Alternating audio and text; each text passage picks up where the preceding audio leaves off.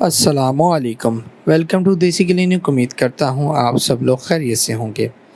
मोअज़्ज़िज़ नाज़रीन कराम, आपकी खिदमत में ये वीडियो लेके हाज़िर हुए हैं। थंबनेल देख के आपको अंदाज़ा हो गया होगा कि आज की इस वीडियो के अंदर हम बात करने वाले हैं ख़वातीन के मसले से मुतल्लिक़, जिनकी शर्मगाह ढीली है। बहुत सारी ख़वातीन मुझे मैसेजेस और कॉल्स वगैरह करती हैं, व्हाट्सएप पे मैसेजेस करती हैं और कॉल्स भी कर रही होती हैं, तो या फ़ोन पे भी कॉल करती हैं। और अब उनका मसला ये होता है, मेजॉरिटी लोगों का मैंने देखा है कि शर्मगाह तंग नहीं है, शर्मगाह ढीली हो गई है।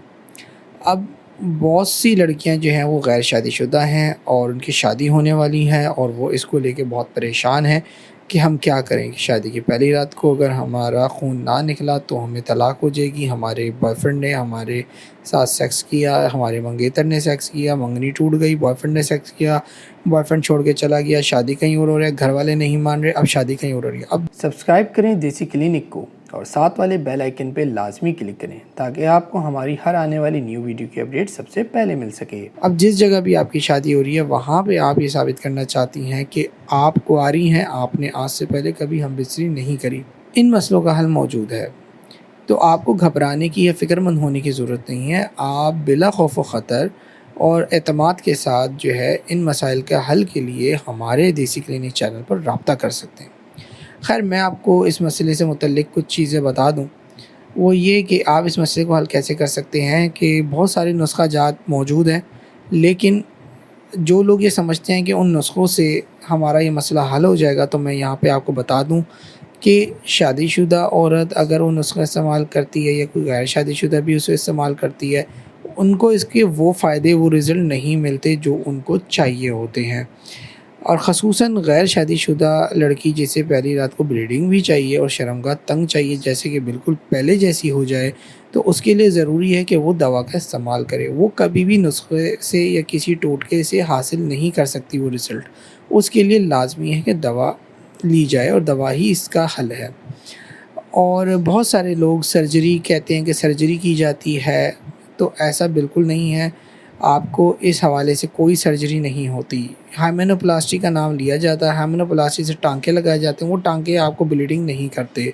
शर्मगाह को तंग करने के लिए हमारे पास दवाएँ मौजूद हैं, शर्मगाह से ब्लड निकालने के लिए हमारे पास दवाएँ मौजूद हैं। आपको ये बग़ैर सर्जरी के, बग़ैर किसी परेशानी के आपका ये हल हो सकता है।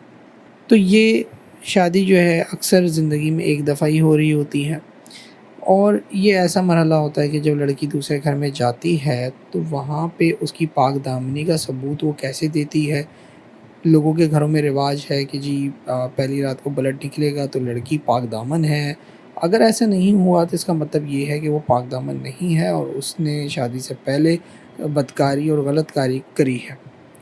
और बहुत सारी लड़कियों के साथ ये मसाइल हैं जो वो बताती हैं। अब इस मसले का हल ये है कि आप इसका दवा लीजिए और अपना मसला हल कीजिए। ख़ुसूसन गैर शादीशुदा लड़कियों के लिए बता रहा हूँ कि अगर वो चाहती हैं और इस बदनामी से बचना चाहती हैं, अपनी ज़िंदगी को बचाना चाहती हैं, तो वो ये दवाएँ इस्तेमाल करें। और जो शादीशुदा ख़वातीन हैं जिनके बच्चे हो गए हैं, उनकी शर्मगाह ढीली काफ़ी ज़्यादा है और बहुत सारे नुस्खे इस्तेमाल कर चुकी हैं लेकिन फ़ायदा हासिल नहीं हुआ उनसे, तो उनके लिए भी हमारे पास शर्मगाह को तंग करने के लिए दवा मौजूद है। आपको गारंटी के साथ 100% रिज़ल्ट देती हैं।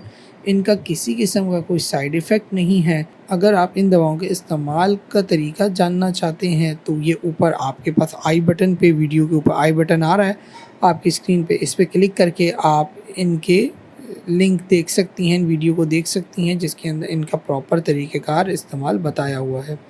और वक्तन फ़वक्तन मैं अपनी वीडियोज़ में बताता रहता हूँ। तो इन दवाओं को हासिल करने के लिए आप हमारे स्क्रीन पे दिए हुए नंबर्स पर रब्ता कर सकते हैं और इन दवाओं को हासिल कर सकते हैं और अपनी ज़िंदगी को खुशगवार तरीके से गुजार सकते हैं।